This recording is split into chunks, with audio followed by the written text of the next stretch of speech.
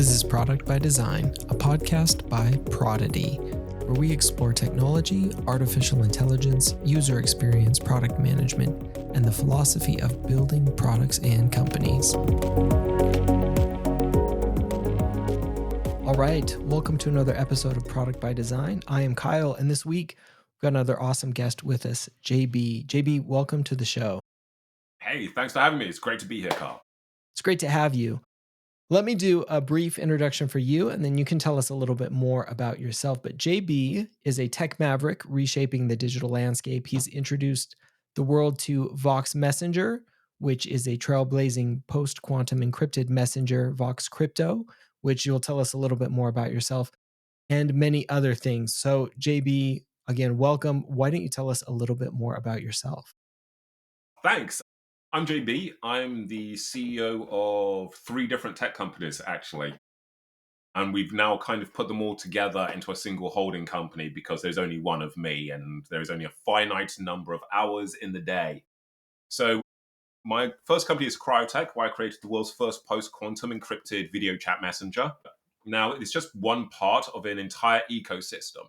We have basically built decentralized, interoperable alternatives to the current Web 2 mainstream paradigm of social networking. So we have our own version of Facebook called Vox Alive that has 0 ads, 0 exploitation of your data, and 0 chance of your data being sold to Cambridge Analytica or any political party for direct political advertising. It's not for free. You can start using it for free, but again, we have to support it, and that's how we do it. End-to-end encrypted, all kinds of groovy stuff. We even have, when you subscribe to Vox Alive, one of the great thing is for your $20 subscription, you get access to 3 AIs. So in terms of even having good value for money, if you're using Vox Alive, you don't have ChatGPT, DaVinci, and Replicant all in one place, as opposed to paying multiple subscriptions for them separately. And then, of course, you can monetize that in our marketplace. We have Vox Edu, where you can learn and get rewarded for taking courses, but you better pay attention because your activity is monitored and tracked inside of the courseware architecture to make sure you're not gaming the system like you can with Udemy or any of the other educational platforms. We have Vox Crypto, and Vox Crypto solved a fairly big problem in the Ethereum space, which is how do you send lots of transfers out there without spending thousands in gas fees? Because say you wanted to send $50 to 50 different people, how are you going to do that? Because that's 50 times 50 plus your transfer fee, and those gas fees go up scalar to the amount of the scarcity of processing compute capability on the network. And given that we're in meme coin season, that scarcity is high. So yeah, gas fees are high. Now, what we have done is I created a smart contract that is known as a pass-through smart contract. That basically means, no, your money does not go into a big, fat, juicy wallet and then get subdivided out, which creates this juicy attack vector for founders to claim, I accidentally burnt the keys to it, guys. I don't know what's happened to it. Sorry, mea culpa. None of that. What happens is the smart contract is clever enough to be able to wrap all of your transactions into a single transactional fee while still generating all of the transactional records for each individual transaction. So you could send out 50 transactions in a single transaction and pay about 30% of the total price in one, plus our fee, which is for a limited time at the moment, only 1%. So we have that. We are expanding that to Solana because we have a partnership with Solana, Super Team UK. And that's just one of the companies. And then at my other company, Dejin, we solved another problem, which is how do you make the metaverse equitable? How do you make it so that you don't have to be a millionaire to get a decent digital twin, or having access to software so you don't look like a blancmange with the semblance of a texture of a face, which is kind of like what Ready Player Me and all of the other automated avatar creators kind of give you, heavily gamified. Biggest problem with adoption of metaverse as an environment for the future is the cost of hardware, the cost of producing content for it, and the ability for anyone to participate. So we fixed that. We created an algorithm that allows you to use incredibly cheap sensors to engage in markerless camera sync so anyone can create photorealistic digital twins for less than a third of the current industry price. I'll give you an example. The nearest equivalency of the software that we have in the market is $3 a month, and we're only going to charge $39 for it. In fact, we're making our software is so revolutionary that it will work on your mobile phone. And no, you don't need to have iPhone to actually facilitate that, because we're actually made it so that you can use cheap sensors like the Luxonis Oak D, which are so powerful but so low consumptive in power, they can actually work from a single USB-C cable in a standard mobile phone. And then my third company is Gorgon Black Box, where we basically take the technologies I develop at Cryotech and Djinn, and we create military, private, and public security applications out of them. Because the only way you can create something that can be used in the private or public security space safely and in a way that is not exploitative to actual civilian public is by controlling the entire ecosystem, be that the encryption or the data handling. And of course, making sure that you exist in an environment that forces data compliance. This is the reason why all three of my companies are headquartered in Europe, in Dublin, in Ireland, because the United Kingdom has some incredibly crazy privacy laws which would force me, even if I didn't want to give up customer data to the British government, even without a warrant or a D notice. Sorry, my responsibility is to my customers, to my shareholders, but really my shareholders, their responsibility is to my customers too. And that's how I run all my companies. My companies are based on a firm foundation of personal accountability and transparency. As far as I'm concerned, if it's not good enough for me, it is not good enough for my customers. Plain and simple. My responsibility at the end of the day is to my customers, because my customers are the ones that provide the food and the bread and butter that's on my table. So I'm, being a customer in this world, I'm very passionate about making sure they get what they pay for. Now, as we move across the 21st century into the 22nd century, or the so-called century of abundance, where we have Industry 4.0 taking over, robots replacing the common man in most industry, generative AI replacing all middle management, stuff like that. In that future, there has to be a way for people to still make money and live. Now, if governments are not going to provide universal basic income, and if most of the corporations are so anally retentive and obsessed with their own profit making, this basically means it falls on individuals to try and come up with a solution. And that's what we've done. All of our products, we have a commitment that within Akuma, which is the company that I put all of my companies under, we have the commitment that on the 5th at midnight on the 5th of November 20, a multi-signature wallet spins up out of the ether. And this wallet will be taking a fraction of all of our profits from all of our products across all of our companies to fund a universal basic income wallet which will be made available to everybody and anybody.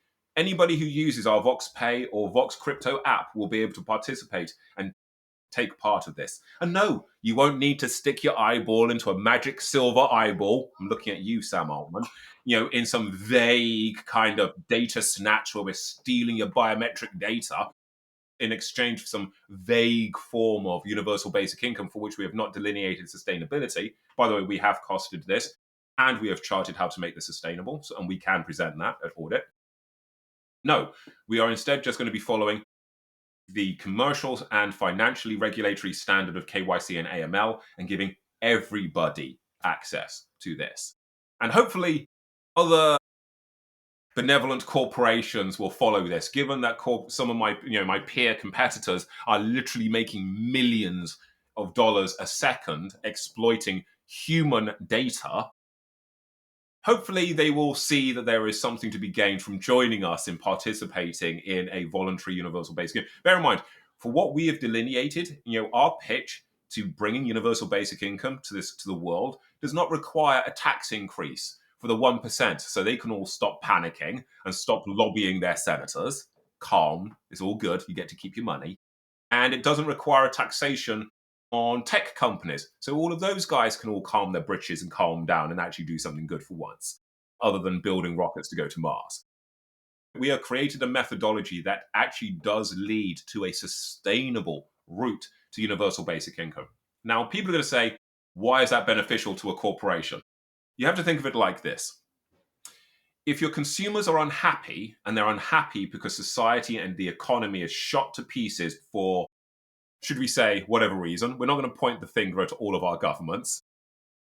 If these economies and society is generally pretty much screwed around them, these consumers cannot spend. the economy collapses in on itself. It collapses, it literally swallows itself whole and dies. So how do you fix that? You fix that by giving consumers confidence. How do you give consumers confidence? You allow them to feel relaxed. How do you allow them to feel relaxed? Well, you take care of their basic human necessities. What's a basic human necessity? Having a roof over your head, having clean water to drink, access to food, and access to education. These are very basic things. These are fundamental human rights, and these can be provided. This is the crazy thing about the modern world. AI and blockchain gives us the keys to being able to provide all of these things to all of humanity for next to no cost. This basically does mean the old world has to think of a new way of making money. No more can you make money from exploiting those data streams, and that's fine. I've built these companies from the ground up where none of our revenue streams are in any shape or form reliant on the exploitation of personal data. So I say to all of my competitors, it is possible. It's just not got to be lazy. It's not free money at that point. You've got to put some effort in and build a product that your consumers actually like. And this means building a product that they use, not a product that they only use because you are able to lobby governments into squeezing out all competition from the market, thereby creating a virtualized monopoly. And I suddenly realized I spent ages answering that question. You've you've kind of touched on a whole bunch of points that I want to like pull on a whole bunch of different threads. But I mean, how do we this last point that you've kind of made, um, as the world starts to change and as we shift from the way things were to this new paradigm and this new way that things are, and we see like new technologies and new ways of working, and as we see kind of this displacement, we're going to need more and more of these types of companies managing, kind of like you were saying, like this universal basic income, this new way of people being able to be supported. But that's not something that most people are going to do, especially most companies. Like, how can we start to bring about more of this type of change? Like, I mean, you're doing it, but like, you know, I don't see many other people like following that. How can we do that? What I'm hoping is that as we get to from pre-revenue generating, which is where we do generate revenue, but again, these are mostly with institutional direct contracts.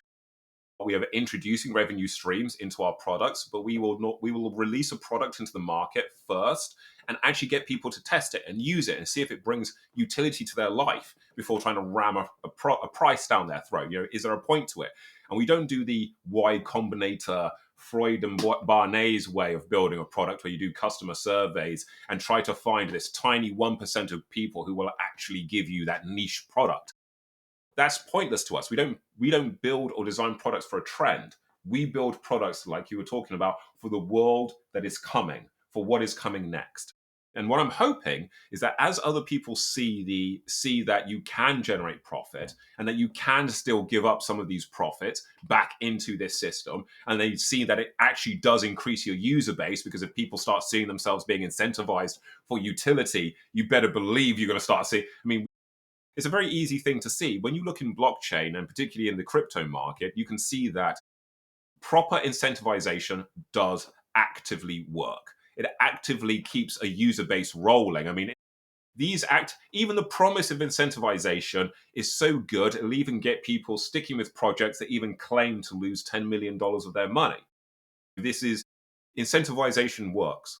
But there is a difference between real incentivization, i.e., incentivization that benefits the end user, versus fake incentivization. And what do I mean by fake incentivization? Fake incentivization is things like saying to people, "Oh, you're going to get given some imaginary points that you can then trade in for some very cheap thing that was probably made with child labor in an incredibly cheap region of the world." So that doesn't solve anything, because what you're doing is you're taking one form of exploitation to fuel another form of exploitation, while you yourself are still keeping your margins seriously sweet. That is not how incentivization works. Incentivization should actually benefit the end user potentially more than the actual incentivizer, because what you're looking at is what? You're looking at scale effect. The scale effect should be that incentivization of that individual leads to 3, 4, 5, 6, 7, 8, 9, 10 more users joining your ecosystem, because they are actually seeing the real world application. You're not saying to people, oh, we're only going to give this to you if you refer 10 people. Why do that? That's fake incentivization. That's a pyramid scheme, man. That's Ponzi. We're not in the market of creating fake products. That's the reason why we go for true incentivization, which is that we are going to literally just give everybody access to our incentive.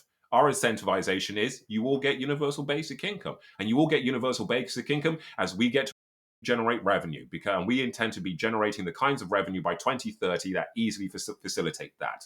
Come and join us.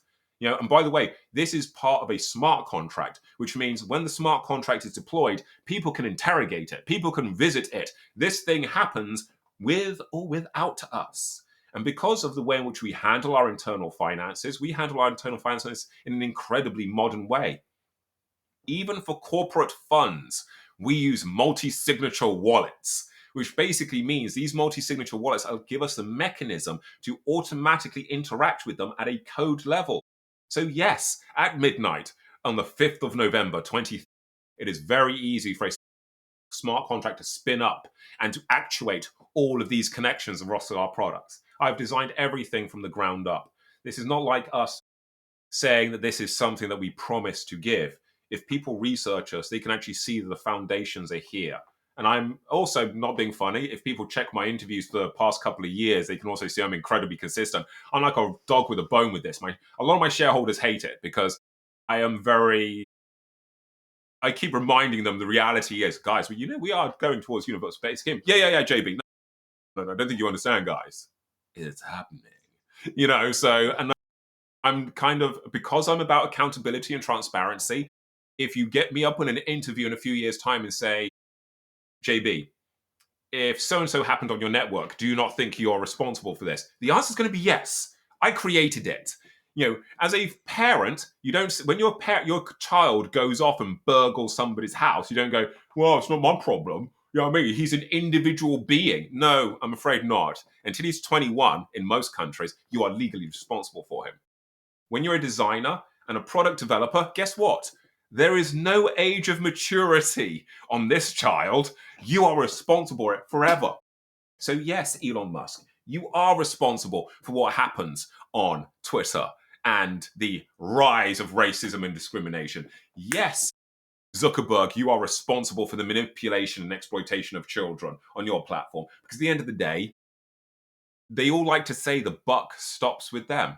Well, seemingly, apparently it doesn't. With me, it does. I don't do this pick and choose component. And if we do screw up, we're going to hold our hands up and go, we screwed up. We know we're screwed up. We're going to fix it. And we'd like you to overview us fixing it. Yeah. I love that. And tell us more about, I mean, you've talked a little bit about blockchain and the technology that's kind of powering some of these things. What is it? How is it that you've incorporated that? And why do you see that as such an important part of the businesses that you've created, and how that can maybe play a part in the future of some of the things that we do going forward? It obviously has the ability for some of these smart contracts and other things. So what are the applications that you've used it for, as you've kind of mentioned? And what is the potential for that going forward? The potential for the correct utility of blockchain is huge. And the reason I say correct utility of blockchain is because just like AI and every other bubble in existence, there is kind of this idea that if you shoehorn blockchain and smart contracts, or you shoehorn generative AI into something, all of a sudden you've got an amazing product. No. It's kind of like this idea, it's kind of like making a movie, and you think that just by putting an A-lister star in it, all of a sudden it will be an amazing movie. I'll give you an example. Terminator Salvation. A lot of critics would say that film is an empiric failure. But just because it had Christian Bale in it, a few people will go, yeah, it's amazing. Now, I hate to say this, the critics in this case who said it was a Pyrrhic failure are absolute morons, because by and large, film critics are like some of the most, they're the least intelligent critical thinkers in society. That's the reason why they're film critics in the first place. If they weren't, they'd go make a movie. Then they'd realize how hard it is to actually make a film that's decent. Sorry, I used to be in film production and filmmaking. It's one of my pet peeves, man. It's just a thing. Blockchain allows us to do what? If you apply it for use cases which are focused on where equity, accountability, and transparency are requirements, then it's perfect. Now, what use cases are these where these would be requirements? Well, for example, local governance, running a town. You don't need lots of councillors to run a town because most councillors are just facilitating effectively administrative duties, i.e., moving money around from different accounts to make sure that different civic functions like the dustmen, the road sweepers, yada yada, all get paid. The reality is you don't need humans for that job. You could replace 90% of that administrative function with smart contracts. Now, what advantage does this have? Well, it has the advantage that you're not paying wages of a bunch of people who are just paper shufflers. It also has the advantage that there is no ability for human corruption or greed to come in and start tampering with the utility of those funds. That's interesting. Another place where blockchain is the perfect utility would be effectively voting. Because if you want a system that cannot be co opted, controlled, or manipulated by anybody who's a technology or a platform provider, which, by the way, is always the risk if you're reliant on a private or a public corporation to provide that kind of service, the blockchain becomes, again, the most natural solution because it's non-repudiable. What does non-repudiable mean? It means records and choices cannot be changed once they are made. Again, perfect for voting.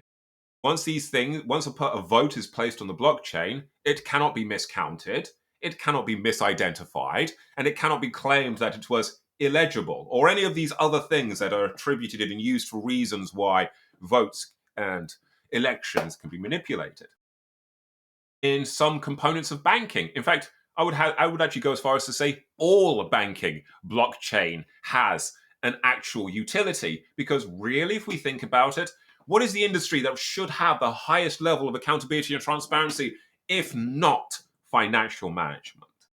However, the reality is black money or dark money or money that is being moved around in fairly non-legal ways, of course, do not want that. Now, again, if you look at all of the applications of blockchain, you can easily see, based on the things I've spoken about, that all of these things have applications in a large proportion of our lives. But they are applications in a large proportion of our life that is run by groups of people who literally earn nothing by moving to blockchain.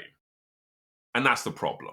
Because we have two worlds that we are moving from. We have the Web 2 world of Freud and Barnet's consumer capitalism, where the platform was king, and the agreements that we had with the platforms, the governments, and the corporations is that if we give you free access to our digital souls, you will give us something that improves our lives.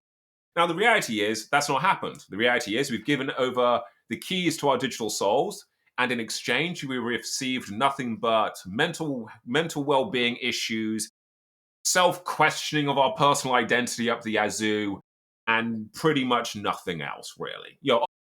And now direct political advertising. That's a new thing in the 21st century. Direct political advertising. In the Web3 world, the paradigm is different. You are king or queen of your world. This also means it comes with the additional responsibility. It means you are responsible for your security. You're responsible for ensuring that you protect your keys. You're responsible for making sure you know who you're speaking to and who you're communicating with and who you're doing business with.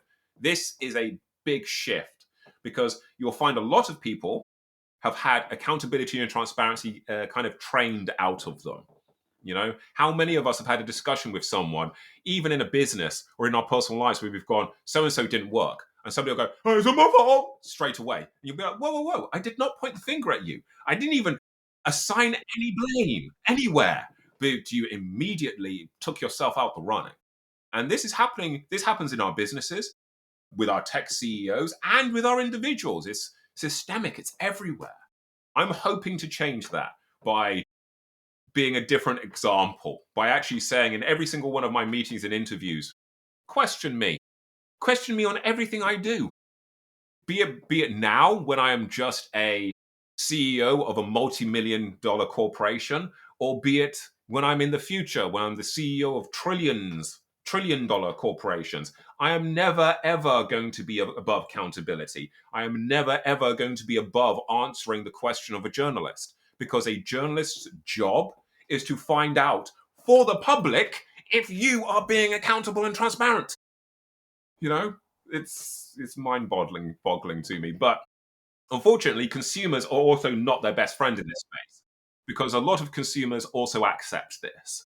And they accept it because of a couple of reasons. A, you're trained to at school to accept this because of the educational system. You're trained to some extent by society at large. And it's also it's easier, isn't it? You know, what's that saying? We all want to have an easy life, you know? Sorry, ladies and gentlemen. It's the 21st going into the 22nd century. There is nothing easy about this shift. It becomes easy for the generation after this. That's when it becomes easy. When all of the things, when the revolution has happened and the world has finally shook off the chains of consumer capitalism and moved to the world of abundance of AI and universal basic income. Until we get to that reality, it's gonna suck. You know, but we just kind of got to lean into the suck. In fact, there you go. That could be one of the little clips there. Lean into the suck, because it's going to be like that until we completely shift over to Web3 and Yeah. decentralization and interoperability. Yeah, I definitely agree with that. That leaning into the suck, that I've used that phrase many a time. So completely agree with it.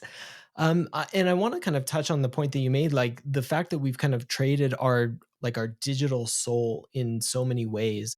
And it's a point that you've made and that you've been trying to address with a lot of the things that you've been doing.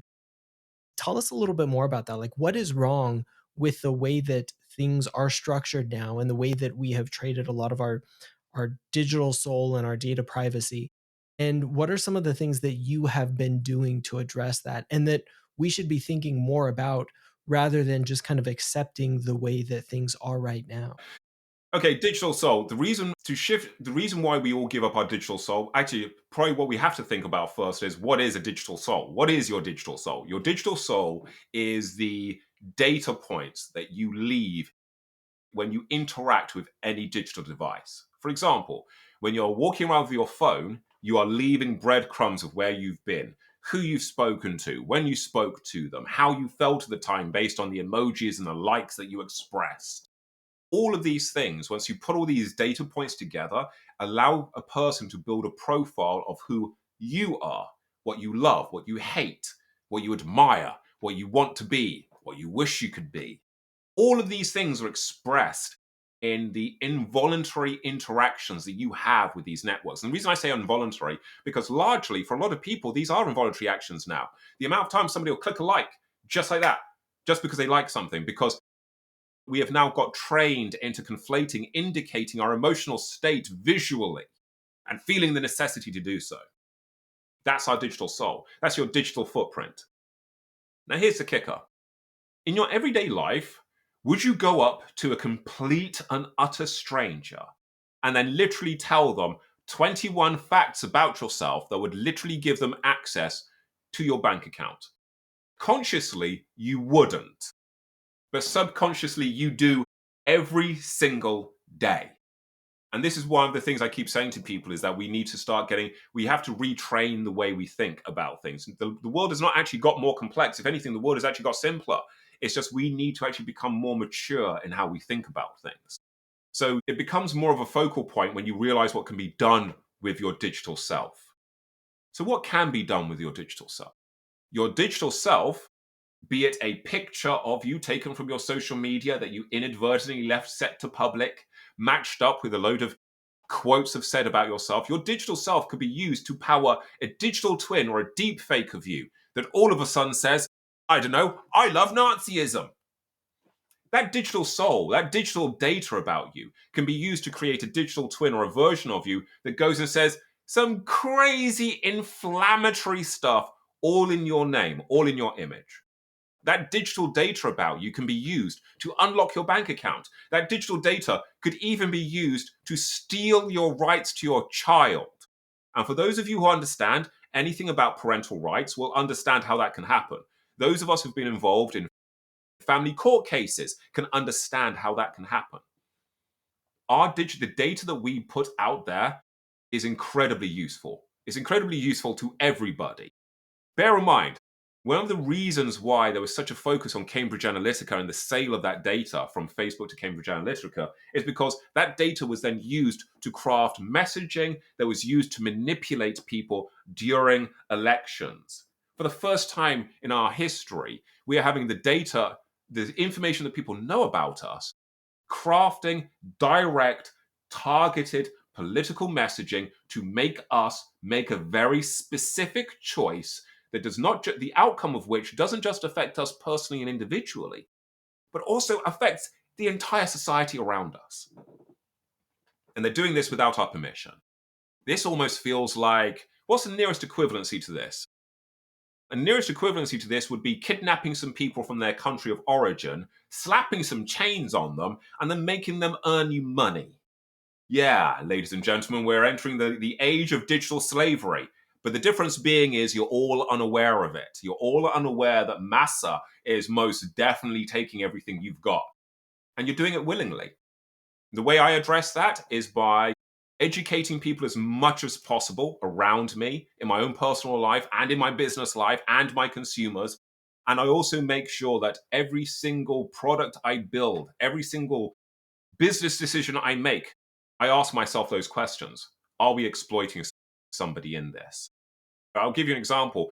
All of my shareholders and any VC that invests in me has to get very comfortable from day one that we are never running AdMob or any other external ads platform on any of our platforms or ecosystems. We may allow communities to advertise to each other, but it's not going to be reliant on targeted data. So again, we are addressing it in how we run our business, right at the root level. It's not a case of us saying, oh my God, guys, we want to help society. We hate ads, by the way. To use our products, you best like ads. But we promise we are handling your data really well, even though we're buying the stuff from exactly the same people as everybody else. But ignore that. Don't watch that, bruv. Trust us. We're good. No, we're not doing that.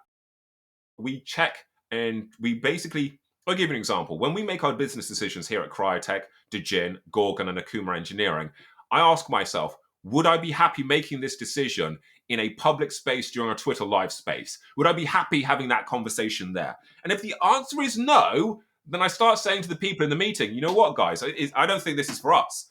Because if we cannot be comfortable having that meeting in the public space, then it means we're possibly doing something that consumers would not be happy with.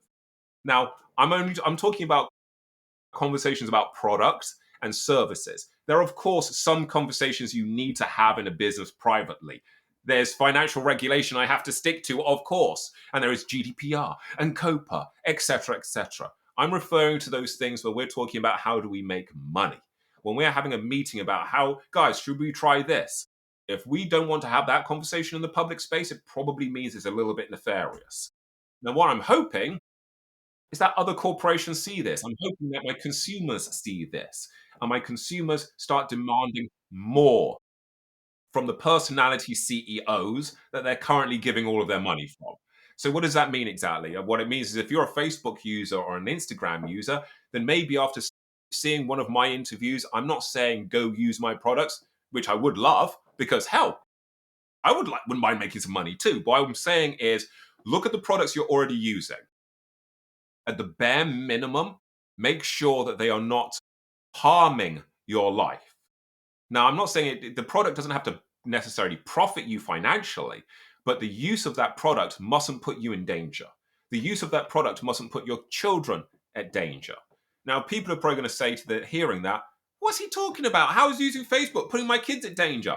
And I would say to you, if you as a parent actually think that you've been asleep at the wheel for the last couple of years, at least half a decade, because the reality is predators can get to your children. It's incredibly easy for a child to sign up to Facebook and any of these platforms. Even though these platforms say we're not for children, the reality is, and they've already admitted this in their own research and their own findings, they do cater to children. They do market to our children.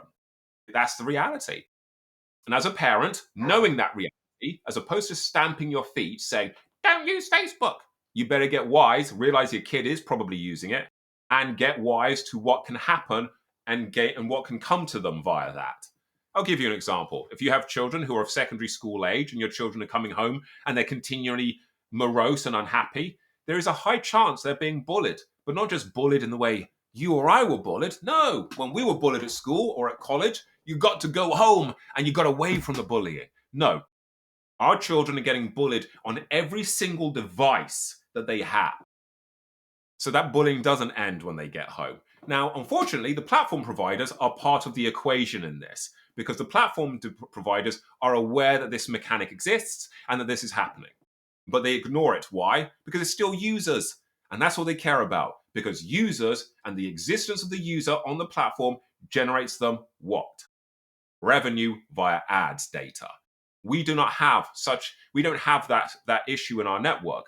We do not profit from somebody doing something wrong. So yeah, we are actually, as a company, we're more actively incentivized actually to maintain order in that respect, to periodically check if our users do appear to be underage, and if they do, query and kick them off the platform, as opposed to this carte blanche, guys, we're operating freedom of speech. No, you're not. You're operating freedom of complete irresponsibility. Big difference. So I would say that's how we kind of address it. We make sure that everything we do in our company does not force us into a situation where we could use as an excuse that we have to engage in a certain revenue generating activity that unfortunately has this negative downside. You see what I mean? Yeah, absolutely. And I completely agree that when I look at these products and tools, as somebody who builds products as well, like it is your responsibility. Like you said before, like you own it. You can't just be like, well, it's a misuse of it, or it's not supposed to be for underage kids or that sort of thing. If they're using it, it is your problem. If people are bullying on your product, it is your problem. Like you are responsible for that. Like if I built something that was being misused, like that is my problem as the creator of that tool or that product, and you have to own it. And that is like literally your responsibility as the person who has done that thing. And any misuse of it isn't the user's fault. Like you have created a product that is being misused, and now you have to like own that and take responsibility for it. So completely agree with it.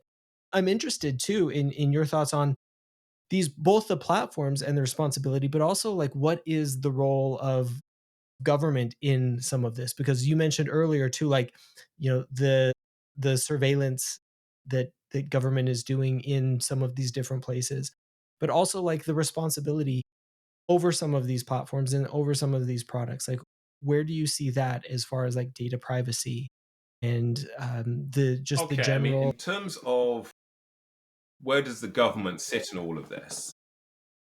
In that chain, I got to be honest, the government has no business in it. The reality is, unless the world's governments are going to create state owned social networks, state owned social media platforms, they literally have no business interfering in the operations of a private corporation whatsoever.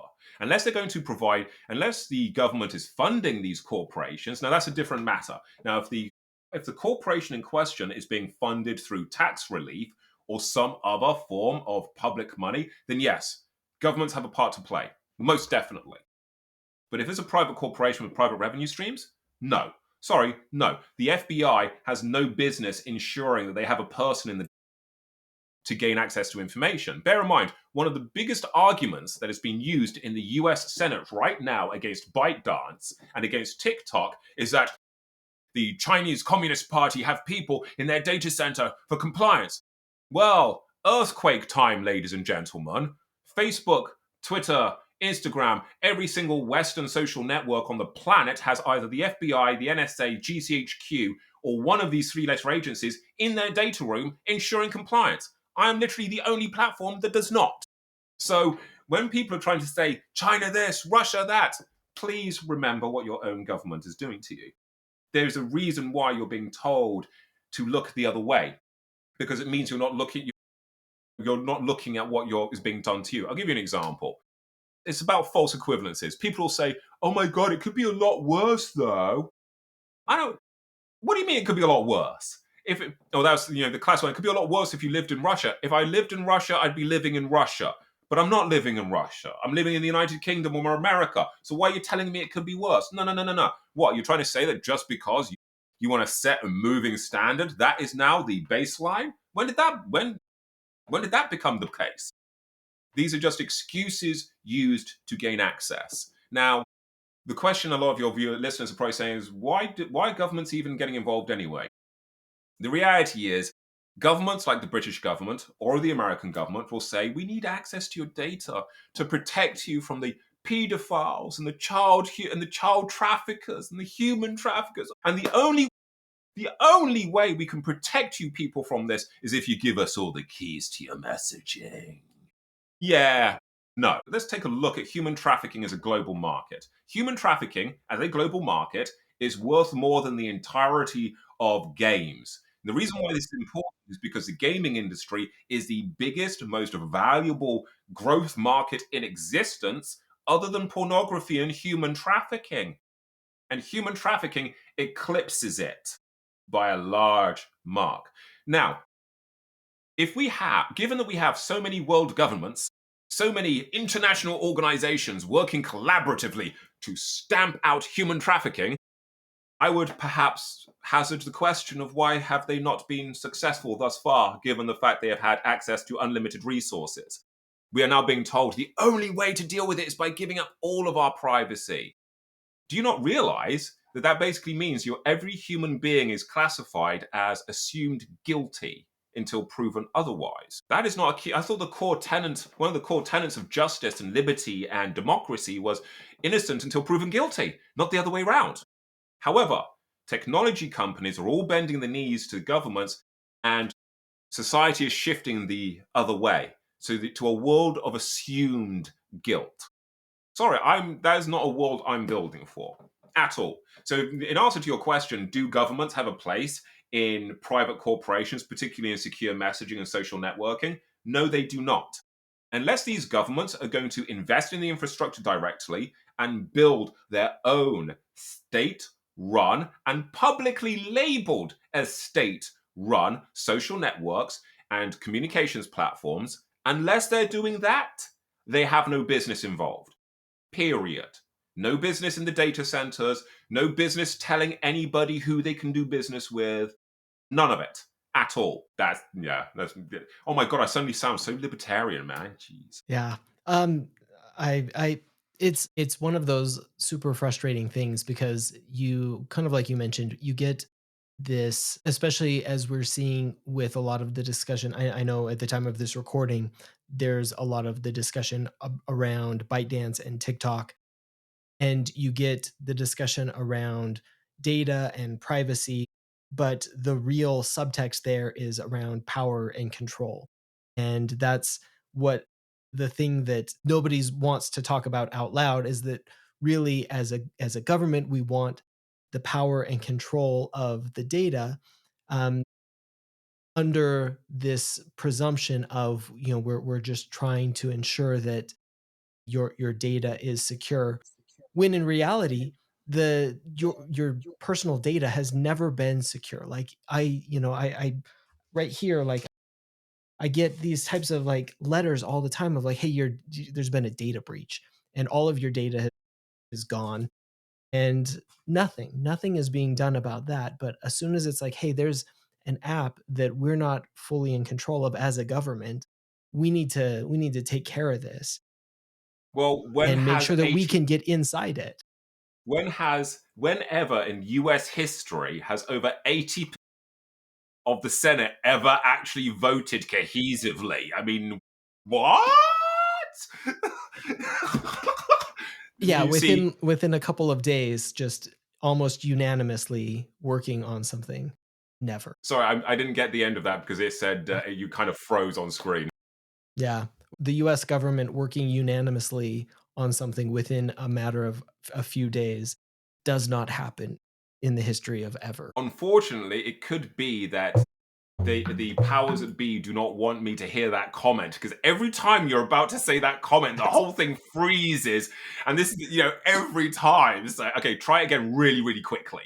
All right. Yeah. The US government working unanimously on anything that quickly never happens in the history of ever. Yeah.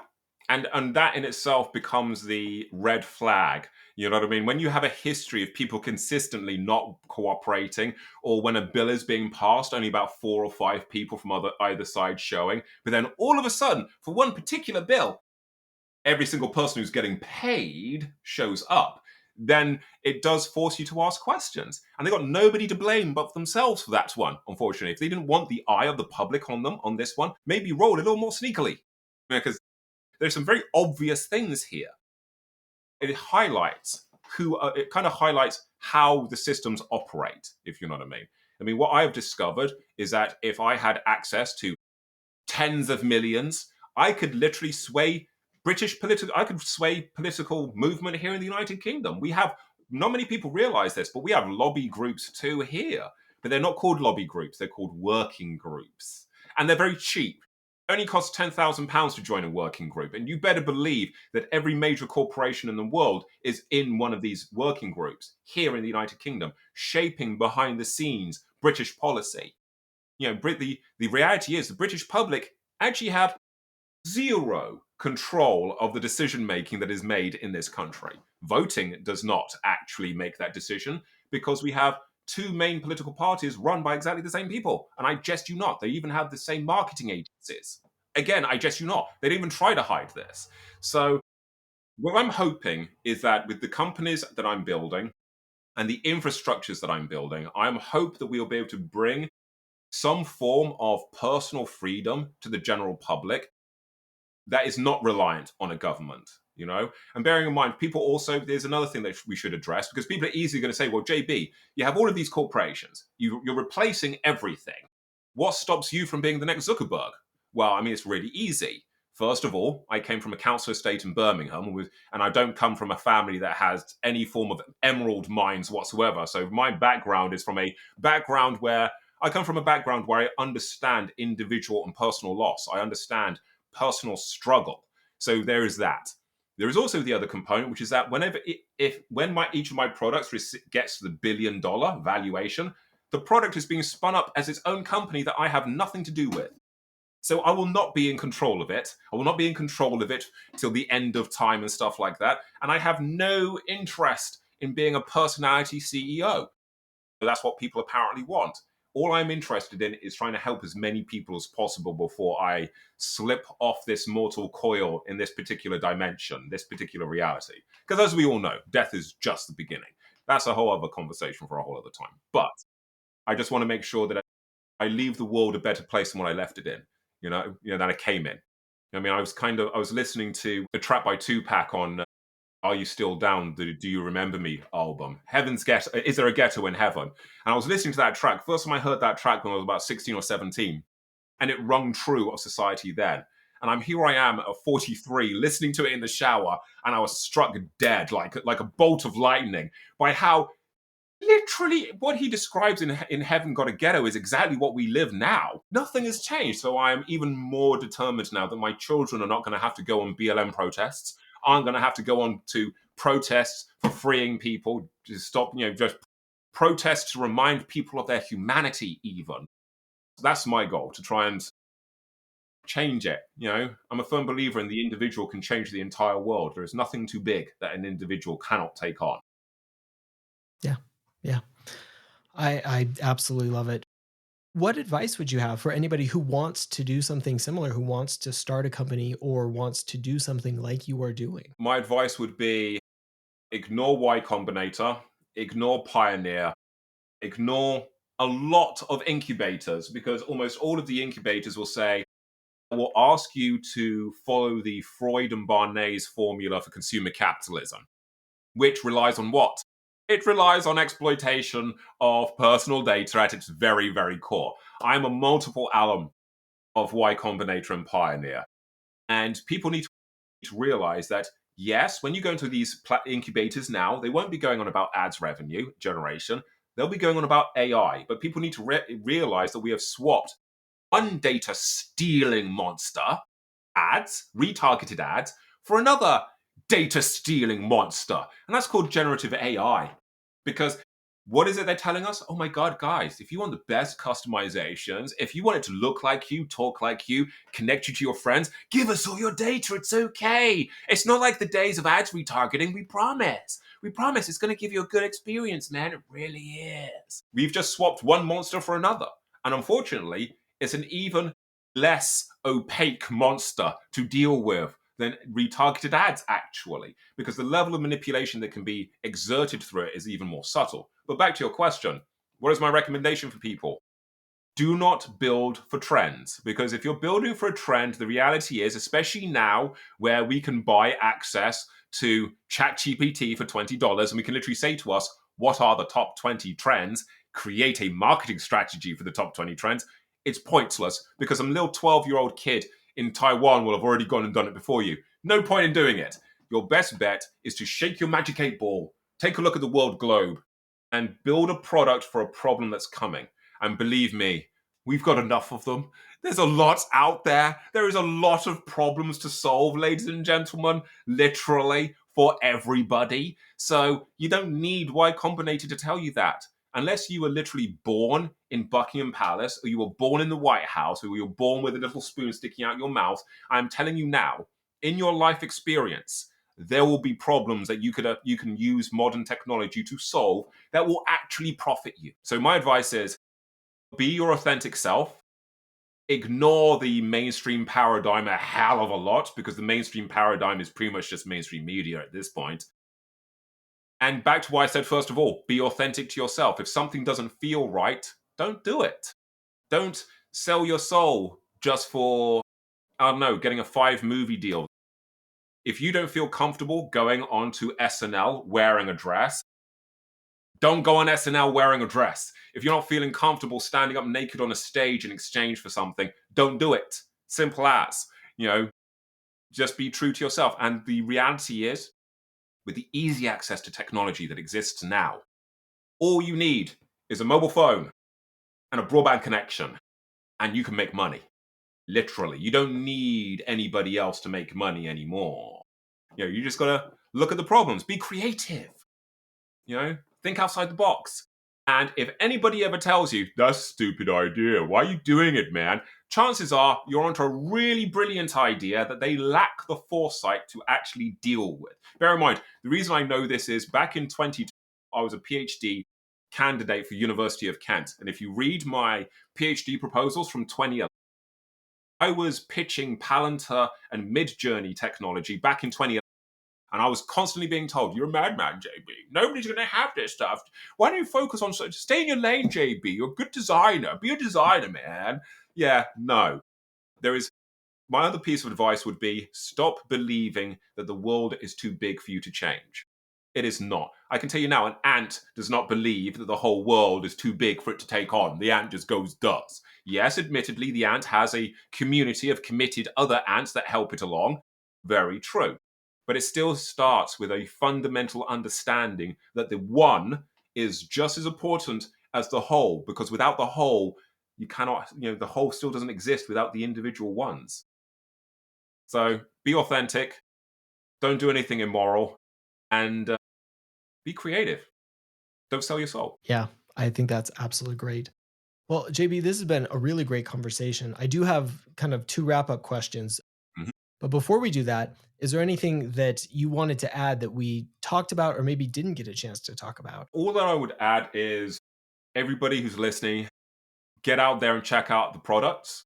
We're easy to find. Just Google Vox Messenger, Vox Crypto, or even just Google my name. It's unique enough. You literally find me. There's only one other JB Webb Benjamin out there, and that guy was a Confederate who died in the Civil War.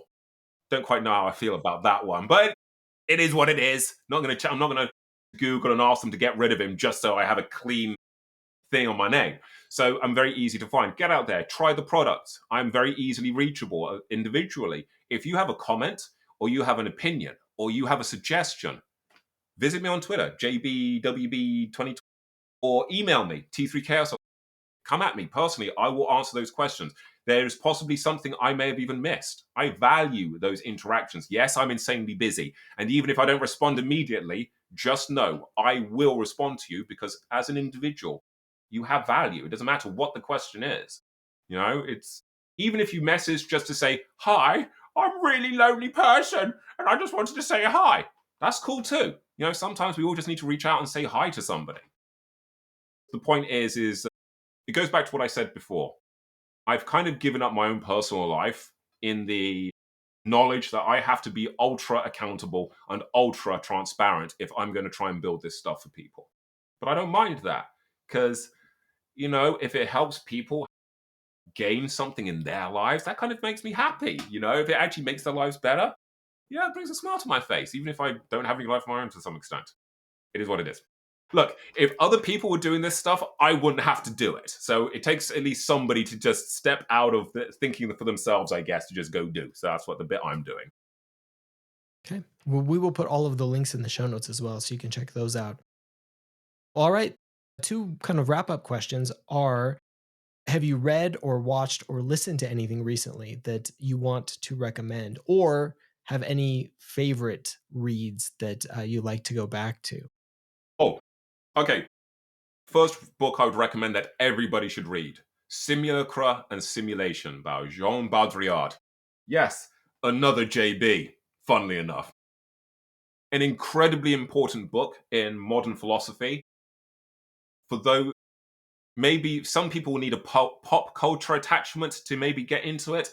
If you've watched The Matrix, then you've already seen it. Simulacra and Simulation is the name of the book that Neo takes the Sony mini disc out of in the very first film when he is building the hack for those people that tell him he's their personal Jesus Christ. When you read, so the book Simulacra and Simulation discusses the concept of how we live or could live in a simulation and what the ramifications of that are. Incredibly good book. Definitely read it. In terms of something I've watched recently that I would recommend, Rebel Moon. Everybody needs to get out and watch Rebel Moon. Zack Snyder, that guy, not only has he got an incredible visual eye, I mean, his visual cinematography and his visual language is second to none. Rebel Moon is a film that is very much for the now. It's very, if you watch Rebel Moon and you get its plot line, I would suggest that you should absorb that and remember the plot line, because the plot line basically tells us what? It tells us that no empire is too big to ever bring down. And that's an important message. We are coming to the end. We're coming to the end of Web 2. We're coming to the end of all of the empires are wheezing their last breaths as we move deep into the 21st century and towards the 22nd. And we have to think of what this means. There is a reason why the tagline for Rebel Moon is "No more heroes, only rebels." Because what have we discovered in our lifetimes, particularly us Gen Xers?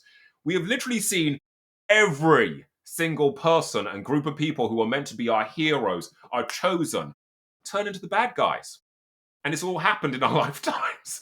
So I would say if there's something to watch right now, it would be Zack Snyder's Rebel Moon. There is a message there, and it's a message very much for now. And if you get the message, you'll understand what's coming next. Yeah. Oh, that's good. And I didn't know, like, I've kind of been waiting because I know that there was like a follow up or like a Snyder cut of the Snyder movie that Okay, was so supposed to Rebel come Moon. up. So Yes. Okay, so what it is on the 19th of April, which is yeah. exactly 3 years to the day that the Justice League, the Snyder Cut, was revealed to the world. Exactly 3 years. I love what this guy does. Part 2, The Scar Giver, is being released. Now, just at the beginning of summer, the R-rated versions, the Snyder Cut, the 4-hour, unabridged, gory, pornographic, yes, I said pornographic, the unabridged, not for children version of Rebel Moon is being released. And by the way, they're releasing parts 1 and 2 back to back on the same day. Now, the reason why we've ended up with the PG ones is because the deal that Zack Snyder did, Zack Snyder made sure he was never going to get treated the same way he got treated at Warner Brothers. He was, so the deal they did was, you can do whatever the hell you want. Just make us a PG-13 one and you can go nuts. I mean, bear in mind, we've got, apparently there's tentacle porn in the R. It's going to be wild. But as we have seen with all the Zack Snyder films, there is never anything there just for the sake of something being there. For those of you who've actually watched Zack Snyder's Justice League, you'll see that these are very incredibly deep storylines have been woven, subtext and additional storylines are woven into this visual cinematography. And I think this is also part of the reason why Zack Snyder gets so much hate in the industry, actually, is because, let's be real, we don't have a world of critical thinkers. And if you're watching a Zack Snyder movie, there is a lot of thinking involved a hell of a lot of the time in working out the subtext, seeing the symbolism. There's so much there that is always packed into a single shot of one of his films. And we've moved into a world where, we're being told, don't think, relax, consume. Don't think, relax, consume. Zack Snyder movie is not that. It's gonna be you're gonna have to put a piece of yourself into watching this thing. And I like that. I like those things. It's like the difference between reading a Harry Potter book and reading War and Peace. You know what I'm saying? There's a qualitative difference. Yeah. And I like that idea of putting yourself into the work, because I think there is, kind of like you said, a qualitative difference between some of these pieces of art and like actually having to put the effort in to get something more out of it. So with that, I think that's probably a great place to end it. This has been a really, really great discussion. And the more you put in, the more you're going to end up getting out of it. Mm. Hey, I design my products like that. At the end of the day, my products are designed the way how I would want to experience something or like something.